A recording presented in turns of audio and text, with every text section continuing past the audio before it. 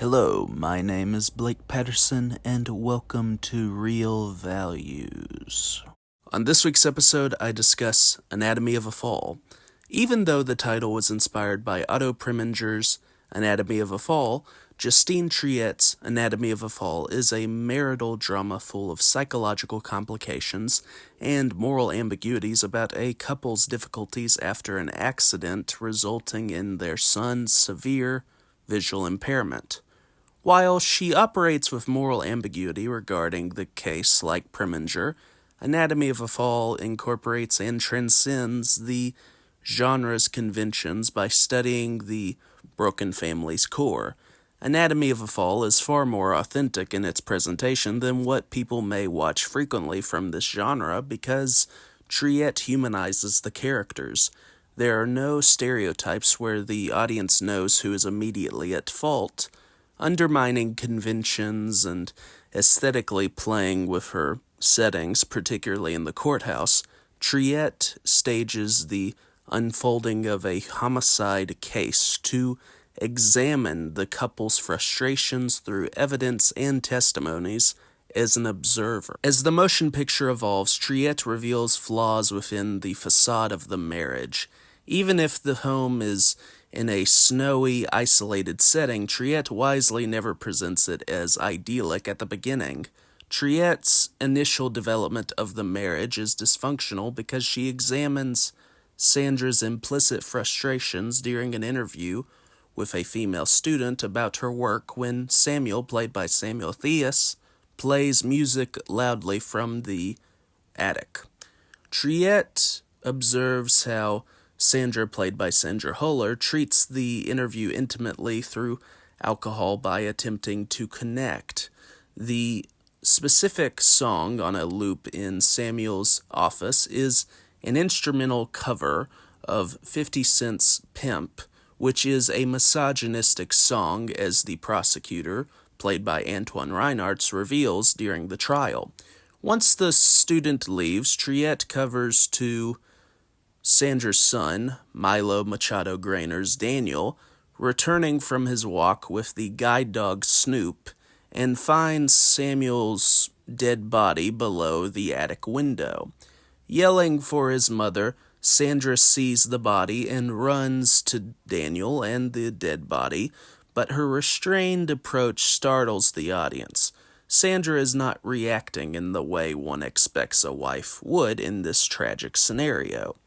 Even in this reaction to Sandra's response, Triet is only at the beginning as she plays with the audience's assumptions about Sandra. Speaking of the situation as an accidental fall, Sandra listens to her old friend, Vincent Renzi, a lawyer played by Swan Arlaud, about the case, and he suggests it will be difficult for the court to believe in an accidental fall.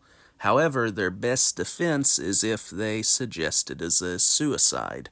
During the conversation, Sandra expresses Samuel's attempt to overdose on aspirin after getting off antidepressants, and the information leads to Vincent noticing a bruise on Sandra's arm, which she says is due to bumping into the countertop. The investigators question Daniel about the day and his parents before going on a walk, and he mentions a calm talk between them against the cover of Pimp playing loudly in the house, even though Daniel's accounts are conflicting about where he is standing at the time.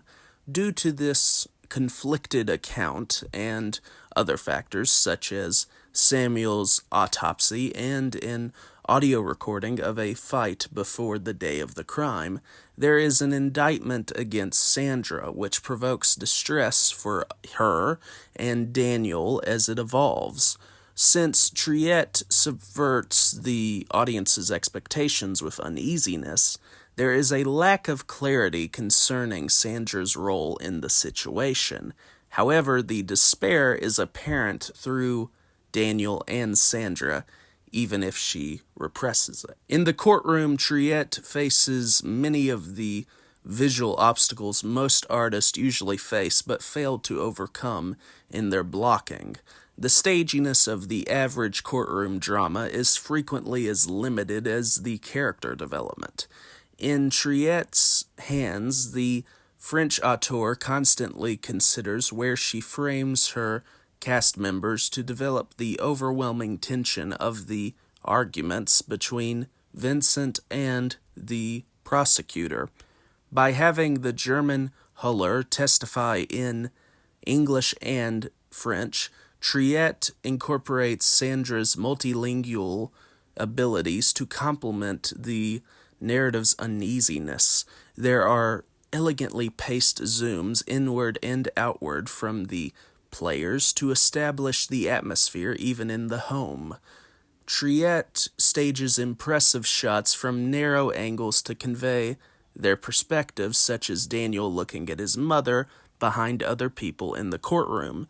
When Triette employs Daniel within the frame, audiences wonder why they would let a child watch a homicide trial regarding their parents, because it solidifies the trauma as information arises.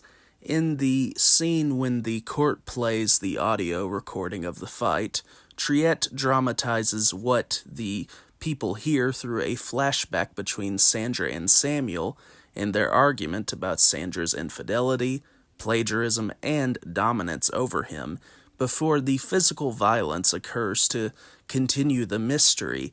Each time Triette withholds information orally and visually, the decisions and performers contribute to the suspense without becoming a gimmick.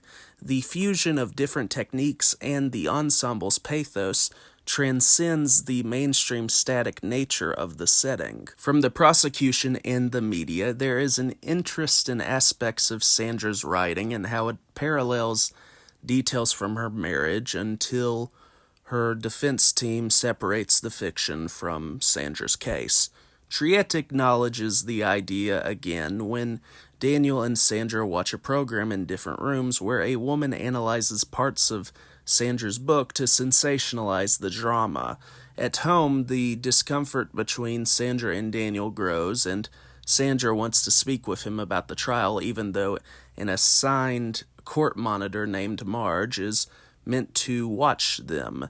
Daniel's silence and sorrow reverberate through Sandra because she cares about her son, even though the audience does not know the truth regarding Samuel. They recognize how Sandra is a compassionate mother to Daniel. When Daniel hears Sandra's testimony about the aspirin overdose attempt, Daniel recalls Snoop being sick from the time and suspects the dog consumed Samuel's vomit. Testing the theory, Daniel gives Snoop several doses of aspirin, and Snoop's ill reaction complements Sandra's testimony. As Sandra is away with Vincent during the weekend due to the court's order, Marge plays a significant role when Daniel intends to testify before the closing arguments, because Marge becomes a confidant for Daniel to express his concerns about the truth involving his mother's role in his father's death. Marge explains how it can be healthier to decide what is objective for a person if they do not know the answer. At court, Daniel expresses remembering a time when his father went to the veterinarian about being prepared for the loss of loved ones, which confirmed the defense's position about suicide. After her acquittal, Sandra has dinner with Vincent about still not feeling complete emotionally. Sandra returns home to reunite with her son as they share their anxieties over the homecoming before hugging each other in Daniel's room. After their hug, Sandra looks at pictures of her and Samuel before sleeping with Snoop in bed. Like Anatomy of a Murder, the ending is still ambiguous in its final decision, and the conclusion provokes audiences to decide about Sandra's role. I think she is innocent of the crime. Whether Sandra is innocent or guilty, Triette understands the complexity of what can happen to a marriage after a tragic circumstance. There is no intention to moralize the situation because viewers can only know what they hear, or see, which is a subjective detachment from the experience. The idea of no one being able to imagine the depth of a tragedy because it affects each person uniquely is a universal truth. By understanding and figuring out the unknown, the morally gray nature of the human condition displays itself, and Anatomy of a Fall explores it through absorbing and insightful ways. Thank you for watching this video. Have a great night.